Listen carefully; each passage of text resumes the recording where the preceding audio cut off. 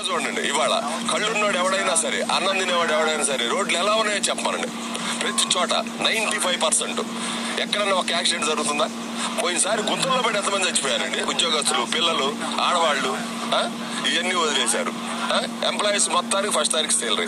ఇవాళ అమ్మఒడి పథకం అన్నారు. ఆయన అప్పులు చేస్తున్నాడు. ప్రజలకి సౌకర్యాలు సక్రమంగా అమలు చేస్తున్నారా, అందుతున్నాయా? ఆరోగ్యము, వైద్యము, విద్య ఇవన్నీ సక్రమంగా జరుగుతున్నాయా లేదా అని చూడ. అన్ని సక్రమంగా జరుగుతున్నాయి. మీరు 1 year కల్లా వచ్చేసి ఏమైపోయింది? ఏమన్నా అల్లావుద్దీన్ అద్భుత దీపాలు ఏమైనా ఉన్నాయండి? రాత్రి ఇట్లా తిప్పంగానే ఆయన వచ్చాడు. మొన్న వచ్చి మిర్చి యార్డుకు వచ్చినప్పుడు ఏమన్నా మిర్చి అంతా గందరగోళం అయిపోయింది. రైతులు అలో లక్షణం అన్నారు. ఇవాళ ఏమన్నా నిన్న పొదిలి కనిగిరి వచ్చారు. ఆ పొగాకు చెక్కులు మొత్తం సర్వనాశనం.